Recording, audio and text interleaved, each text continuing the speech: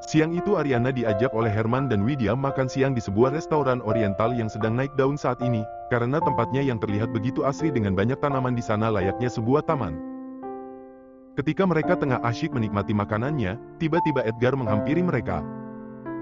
Hai, Sapanya seraya mengulas senyumnya menatap Ariana, wanita yang begitu ia rindukan akhir-akhir ini karena selalu menghindarinya.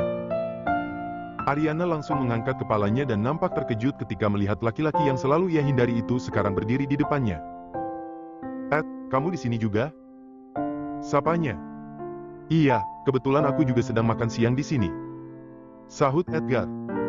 "Mas Herman, Mbak Widya bagaimana kabarnya?"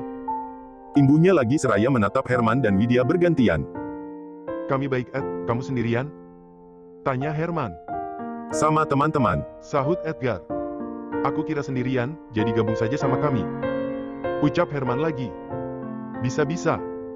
Edgar langsung menarik kursi di depan Ariana lalu mendudukkan dirinya di sana. "Temanmu nggak apa-apa kamu tinggal?" Tanya Widya.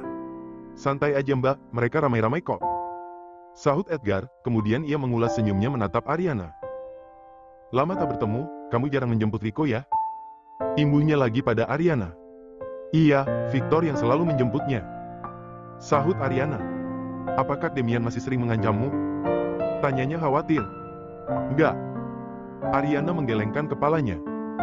"Oh." Edgar menatap Ariana yang nampak menikmati makanannya. "Kamu nggak makan?" tanya Ariana kemudian. "Aku sudah pesan tadi, sebentar lagi mungkin datang." Makanlah dulu, dikenyangin akhir-akhir ini kulihat badanmu semakin kurus. Sahut Edgar perhatian. Terima kasih. Ariana tersenyum simpul. Edgar sungguh pria yang perhatian dan tampan, tapi kenapa sedikit pun ia tak ada hati untuk laki-laki itu. Ariana langsung memalingkan wajahnya ketika Edgar terus-menerus menatapnya. Namun ia justru tak sengaja melihat Demian sedang makan bersama dengan Jessica. "Sialan, kenapa dia bisa ada di sini sih? Mau pamer kemesraannya?" gerutu Ariana seraya menatap Demian bersama Jessica yang terlihat sedang mengobrol bersama. "Aku harus segera pergi dari sini, sebelum playboy mesum itu melihatku bersama Edgar. Aku ke toilet sebentar ya," pamit Ariana pada Herman dan Widya. Edgar yang sedang makan, langsung mengangguk. "Mau ku temani?" tawarnya. "Enggak, terima kasih. Kamu lanjutkan saja makannya," sahut Ariana, kemudian ia segera menyambar tasnya lalu berjalan mengendap-endap menuju toilet. "Syukurlah dia tak melihatku." Sesampainya di toilet Ariana nampak bernapas lega karena Demian tak melihatnya, bisa bahaya kalau laki-laki itu melihatnya sedang makan siang bersama Edgar. Ariana langsung merapikan penampilannya, setelah itu ia harus segera pulang melalui pintu belakang. Namun baru juga membuka pintu toilet, ia melihat Demian sudah berdiri di hadapannya dengan tatapan datarnya. "Dek! Sialan! Mas, kamu di sini?" sapa Ariana yang mencoba pura-pura baru melihat laki-laki itu. "Kenapa? Apa acara makan siangmu bersama si brengsek itu terganggu?" sahut Demian dengan nada sinis. Aku tidak mengerti apa maksudmu." Ariana mencoba tersenyum untuk mengurangi kegugupannya agar laki-laki itu tidak semakin curiga. "Ceka, apa sekarang sudah menjadi kebiasaanmu bermain drama?" ucap Demian seraya mendekatkan wajahnya. Aku tidak mengerti apa maksud kamu." Ariana langsung membuang mukanya. Bagaimana tidak, wajah Demian begitu dekat hingga napas minnya menusuk hidungnya. Sungguh Ariana takut hilaf dan berakhir menciumnya. Mengingat bagaimana ia semalam bermimpi sangat liar bersama laki-laki itu, apalagi kini jantungnya juga serasa melompat dari tempatnya. Sungguh berdekatan dengan pria itu membuatnya senam jantung dan tubuhnya panas dingin. Kalau seperti ini terus bagaimana dirinya bisa cepat move on bahwa sampai tua ia akan berakhir menjadi wanita yang mengenaskan karena cinta. "Apa kamu sedang bermain-main dengan ancamanku?" ujar Demian seraya memepet tubuh Ariana ke tembok. Ariana yang diperlakukan seperti itu, bukannya takut tapi justru menatap Demian dengan lekat. Sepertinya otaknya tiba-tiba bergeser, karena 1 detik kemudian tanpa sadar ia justru mencium Demian. Demian yang sedang marah karena cemburu, tentu saja terkejut. Namun setelah itu ia langsung menahan tengkuk Ariana, ketika wanita itu akan melepaskan ciumannya. Dengan lembut Demian semakin memperdalam ciumannya ketika tak ada penolakan dari Ariana, sungguh ia sangat merindukan wanita itu dan ia yakin Ariana juga sedang merindukannya. Namun ia langsung melepaskan panggutannya, ketika merasa tempat itu bukan tempat yang nyaman buat mereka. Sedangkan Ariana nampak kecewa sekaligus merutuki dirinya sendiri. Namun belum juga ia berkata-kata Demian sudah menarik tangannya lalu membawanya pergi dari sana. Aku membawa mobil sendiri. Tolak Ariana ketika Demian membawanya masuk ke dalam mobilnya. Sekarang Ariana sudah pintar mengendarai mobilnya sendiri setelah berlatih beberapa waktu. Jalan, Vic. Perintah Demian pada Victor, setelah itu ia menekan sebuah tombol yang langsung membuat pembatas dengan tempat duduk sopir tertutup rapat. Ariana melongo, sepanjang ia bersama Demian sebelumnya ia tidak pernah melihat itu. Namun lagi-lagi ketika ia ingin melayangkan protes, Demian sudah membungkam bibirnya dengan bibir laki-laki itu. Sepertinya mereka lupa dengan drama yang sedang sama-sama mereka mainkan saat ini, karena sesungguhnya perasaan itu memang tidak mengenal drama. Ariana yang lupa dengan dramanya yang pura-pura tidak mencintai Demian, sedangkan Demian sepertinya juga lupa dengan dramanya untuk menjauhi wanita itu untuk sementara waktu. Selain karena tidak mau ibunya curiga, Demian juga ingin melihat sampai kapan wanitanya itu bertahan dengan kegengsiannya untuk mengakui perasaannya. Di saat mereka hampir hilaf, tiba-tiba terdengar pintu mobilnya diketuk dari luar dengan sedikit keras. Ariana yang baru menyadari perbuatan gilanya bersama Demian, langsung mendorong laki-laki itu dari atas tubuhnya. Kemudian ia langsung merapikan pakaiannya kembali yang terlihat sangat berantakan. "Kurang ajar sekali kamu berani menyentuhku," protes Ariana meski ia juga menginginkannya tadi. "Tapi kamu menikmatinya kan, sayang?" Sahut Demian dengan seringaiannya, ia terlihat puas karena sudah berhasil memperdaya wanitanya itu. Meski saat ini ia harus menahan gejolak gairah yang sudah menguasai dirinya, bahkan ia merasakan miliknya di bawah sana sudah sangat mengeras. Dasar mesum, sudah punya calon tunangan juga tapi berani menyentuh wanita lain. Apa sudah menjadi kebiasaanmu tidak bisa hidup dengan satu wanita saja? Cibir Ariana yang langsung membuat Demian mengeraskan rahangnya. Demian terlihat kecewa dengan perkataan Ariana, karena selama ini hanya wanita itulah yang dia sentuh. "Aku akan memberikanmu satu kesempatan, katakan kalau kamu mencintaiku maka aku akan membatalkan pertunanganku yang akan dilaksanakan 2 hari lagi," ujar Demian dengan tegas seraya menatap lekat Ariana. Ia ingin melihat sampai mana batas keegoisan wanita itu. Jika Ariana mau jujur dengan perasaannya maka ia juga akan mengatakan semua rencananya yang telah ia susun bersama Victor selama ini. Aku." Ariana nampak menjeda perkataannya, lalu menghela napasnya untuk meredakan kegusarannya saat ini. Demian menatap lekat wanita yang sedang duduk di sampingnya itu. "Aku akan memberikanmu satu kesempatan, katakan kalau kamu mencintaiku maka aku akan membatalkan pertunanganku yang akan dilaksanakan 2 hari lagi," ujarnya dengan tegas. Sedangkan Ariana nampak menghela napasnya, selama ini ia sudah berusaha untuk melupakan Demian tapi hingga sekarang laki-laki itu masih bertahta sepenuhnya di hatinya. Orang bilang kesempatan itu hanya datang satu kali, apa yang akan ia putuskan maka itulah jalan yang akan ia lalui dan nyatanya Ariana tidak bisa berjalan tanpa laki-laki itu di sampingnya. Aku mencintaimu," sahut Ariana, namun bersamaan dengan itu terdengar ketukan pintu lagi dari luar. "Tok, tok." Demian menghela napasnya dengan kasar, kemudian ia segera membuka pintu mobilnya dan ingin memaki siapapun yang sudah berani mengganggunya saat ini. "Tuan." Victor menjeda ucapannya ketika Demian langsung menyela dan menatap tajam padanya. "Diamlah Vic, akhir-akhir ini kamu sudah banyak sekali memerintahku dan kali ini saya tidak akan mendengarkanmu," sungut Demian, kemudian ia menutup pintu mobilnya kembali dengan keras. Victor nampak mematung di tempatnya, melihat penampilan atasannya itu yang berantakan dan dengan mood yang buruk apa mereka berdua sedang bertengkar di dalam. Victor hanya bisa bertanya-tanya dalam hati, semoga saja atasannya itu tidak merusak rencana yang sudah mereka susun. "Kamu tadi bilang apa sayang? Tolong katakan sekali lagi." Demian belum yakin dengan jawaban Ariana, karena selama ini wanita itu selalu memegang harga dirinya dengan tinggi. "Aku mencintaimu mas, aku men. HMMPTT." Ariana belum menyelesaikan perkataannya tapi Demian sudah membungkam bibirnya dengan ciumannya. "Aku juga mencintaimu, sayang," ucap Demian setelah melepaskan panggutannya, kemudian ia mengusap sudut bibir wanita itu yang basah karena ulahnya. Setelah itu Demian mengusap lembut pipinya yang nampak kemerahan. "Kenapa kamu sulit sekali untuk jujur dengan perasaanmu sayang? Kenapa harus menyiksa diri sendiri seperti ini? Bahkan kamu terlihat lebih kurusan sekarang," lanjut Demian lagi. "Karena aku tidak mau kamu menjadi anak durhaka." Sela Demian yang langsung membuat Ariana menganggukkan kepalanya. "Tidak semua kemauan orang tua harus kita patuhi sayang, karena orang tua bukan Tuhan. Mereka hanya manusia biasa yang kadang juga berbuat salah dan kita sebagai seorang anak wajib mengingatkan hal itu.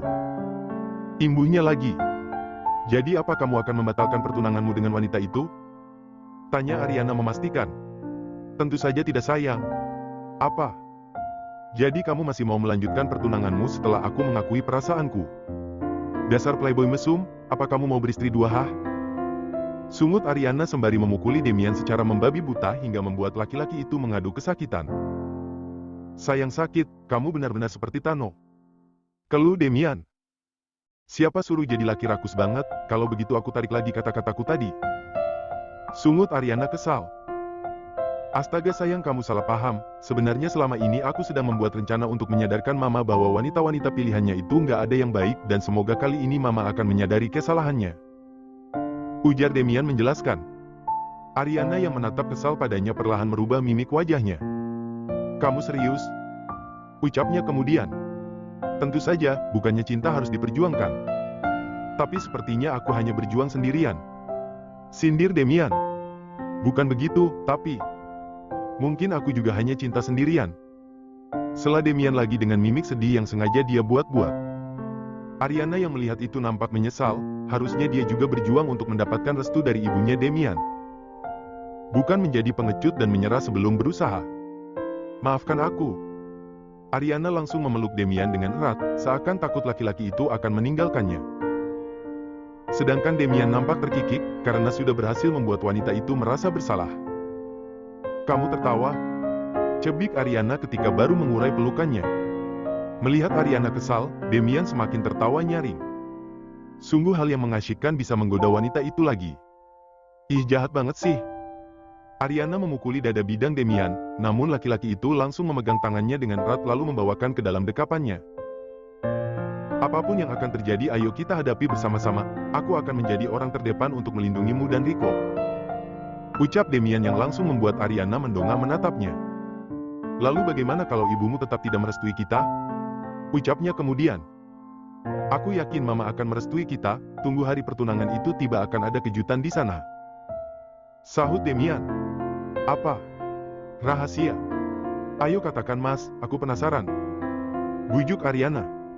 Rahasia, sayang. Ah, malas. Baiklah aku akan mengatakannya tapi bukan di sini. Sahut Demian penuh maksud. Ogah, pasti modus. Cebik Ariana. Baiklah, bagaimana kalau kita lakukan saja di sini? Goda Demian dengan senyuman nakalnya. Mas.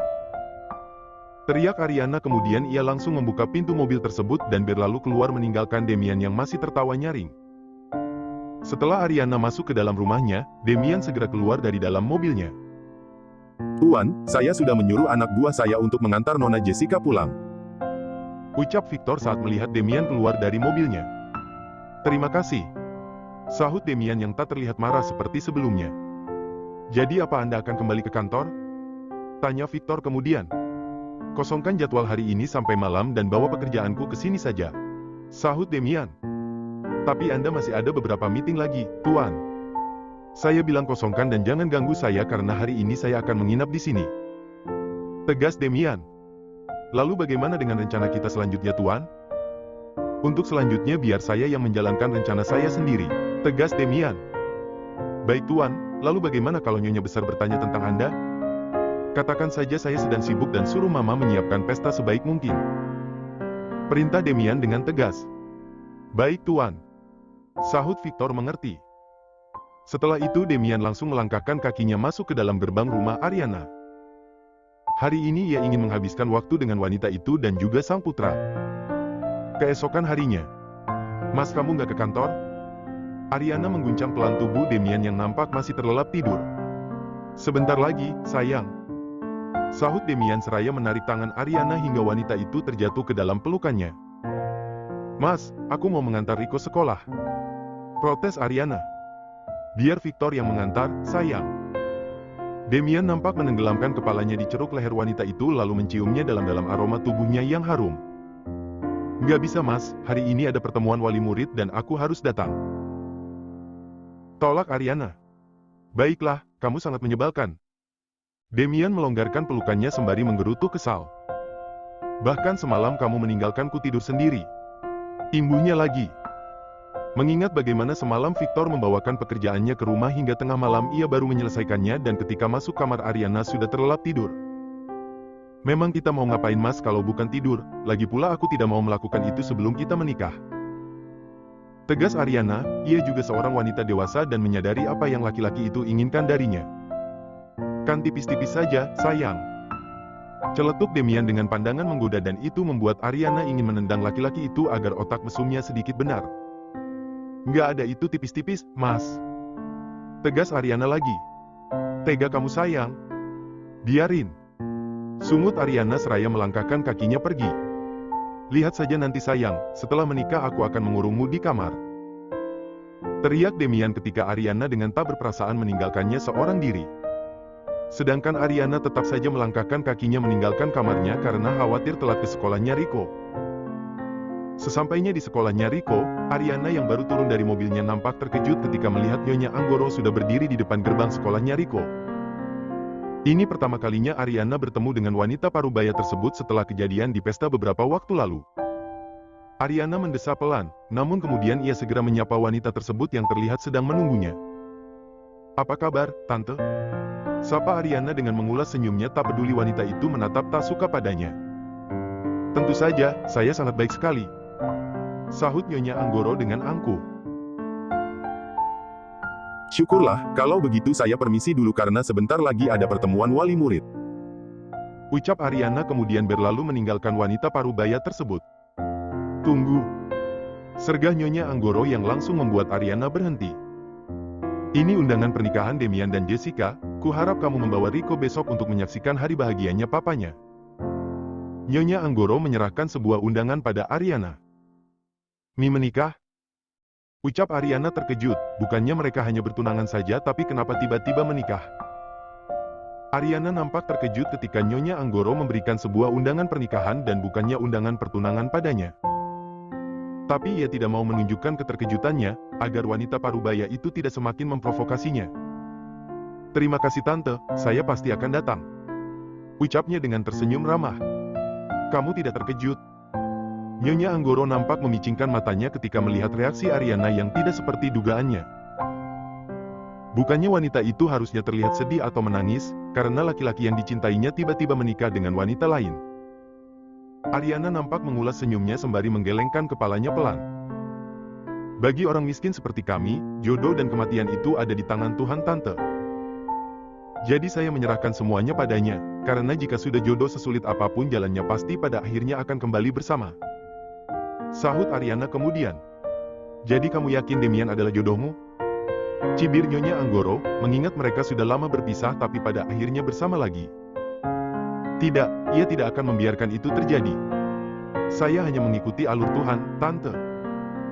Sahut Ariana lagi-lagi dengan mengulas senyumnya, namun tidak dengan Nyonya Anggoro wanita parubaya tersebut nampak mendengus tak suka.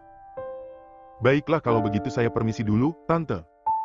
Karena pertemuan wali murid sudah dimulai. Ariana langsung berlalu pergi meninggalkan Nyonya Anggoro yang nampak belum selesai dengannya. Sialan, sampai kapanpun kamu tidak akan pernah bisa bersama Demian. Ariana yang sedang berjalan menyusuri koridor sekolahnya Rico, nampak menghela napasnya berat. Benarkah mereka akan menikah hari ini?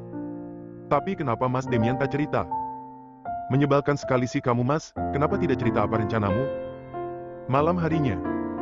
Meskipun semalam Demian sudah meyakinkannya bahwa rencananya akan berhasil, tapi Ariana masih saja merasa gelisah. Karena tiba-tiba Nyonya Anggoro mengganti hari pertunangan laki-laki itu menjadi hari pernikahannya. Jika rencana Demian tak berhasil, maka harapan mereka untuk kembali bersama sudah tidak ada. Kenapa cinta harus sesakit ini? Tak terasa butiran bening mengalir di wajah cantiknya, namun ia buru-buru menghapusnya ketika mendengar pintu kamarnya diketuk. Bu! Panggil Rico ketika baru membuka pintu kamar ibunya. Hai anak tampan, kamu sudah siap? Ariana mengulas senyumnya, meski wajahnya terlihat sembab. Apa benar Dedi akan benar-benar menikah dengan tante galak itu? Sepertinya Rico masih bingung dengan tingkah para orang dewasa, karena sebelumnya ayahnya itu meyakinkannya kalau hanya ibunya yang akan dia nikahi. Tapi kenapa tiba-tiba ayahnya justru menikahi wanita lain? Nak, dengarkan ibu. Jika Tuhan memang menakdirkan ibu dan Dedi bersama, pasti nanti akan mudah jalannya. Nasihat Ariana. Iya Bu Riko percaya, Tuhan pasti akan membawa Dedi kembali pada kita. Sahut Riko dengan mengulas senyumnya dan itu membuat Ariana kembali tegar. Baiklah, ayo kita berangkat. Ajak Ariana kemudian. Setelah itu dengan diantar sopirnya, Ariana segera berangkat menuju hotel di mana pernikahan Damian dan Jessica akan dilaksanakan. Malam itu Ariana hanya berpenampilan biasa, ia tidak akan menipu orang lain dengan penampilan mewahnya. Toh pada akhirnya sebagian orang di sana juga sudah tahu, dirinya hanya seorang penjual kue. Namun begitu Ariana tetaplah Ariana yang mempunyai karisma yang jarang dimiliki oleh wanita lain. Meski dibalut pakaian biasa, tapi auranya masih tetap terpancar dan setiap senyumannya selalu meneduhkan hati siapapun yang melihatnya.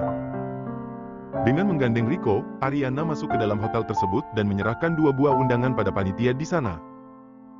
Ketika ia baru melangkahkan kakinya masuk, nampak para tamu undangan memperhatikannya. Ada sebagian orang yang Ariana tahu mereka adalah koleganya Damian di pesta jamuan makan siang waktu itu. Beberapa orang di sana juga nampak berbisik-bisik seraya menatapnya, tapi Ariana tak peduli. Mungkin mereka mengomentari penampilannya yang kelewat biasa di sebuah pesta seorang konglomerat. Sebenarnya tadi siang Damian sudah menyuruh orang untuk mengantarkan gaun pesta mewah, tapi Ariana sama sekali tak tertarik untuk memakainya. Jika memang Damian benar-benar mencintainya, maka laki-laki itu pasti akan menerima dirinya apa adanya. Jadi Ariana lebih memilih sebuah gaun yang dia beli di pasar dengan harga kurang dari 200.000 untuk ia kenakan. Sebuah gaun sederhana setinggi lutut berwarna putih itu nampak pas membungkus tubuhnya. Lihat wanita yang menggandeng putranya bos itu, apa itu babysitternya? Para karyawan Damian nampak saling berbisik. Meski mereka hanya karyawan biasa, tapi sepertinya mereka sengaja bernampilan habis-habisan di pesta pernikahan atasannya itu.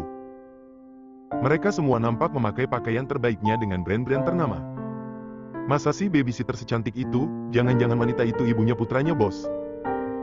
Celetuk salah satu karyawan di sana. Iya benar, wajahnya saja sangat mirip dengan Riko. Tapi kalau wanita itu memang benar ibunya Riko, kenapa penampilannya sangat sederhana? Bukannya dia bisa minta apapun pada bos, karena sudah berhasil melahirkan sang pewaris. Sahut karyawan yang lain. Meski berpenampilan sederhana, lihat saja auranya sangat bersinar dan senyumnya itu ya ampun sangat meneduhkan. Wanita itu pasti sangat baik dan tegar, bahkan dia bisa tersenyum seperti itu di hari pernikahan Tuan Damian. Coba saja Tuan Damian menikah dengan wanita itu, kantor pasti akan damai sentosa sama seperti hatiku saat melihatnya. Ucap seorang laki-laki kepala departemen keuangan di kantor Damian yang langsung membuat beberapa bawahannya langsung menoleh pada laki-laki parubaya berstatus duda itu. Bapak naksir? Tanya salah satu karyawan di sana. Saya mana pantas, bekasnya Tuan Damian pasti sangat berkualitas meski orang biasa pun. Coba kalian pikirkan jika Tuan Damian menikah dengan wanita itu, keadaan kita di kantor pasti tidak akan tertekan. Lihat saja, bahkan marah pun wanita itu sepertinya tidak bisa. Orang wajahnya saja kalau begitu, coba kalian bandingkan dengan Nona Jessica yang galaknya minta ampun. Bisa-bisa kita akan menjadi sasaran omelannya setiap beliau ke kantor. Sahut laki-laki tersebut.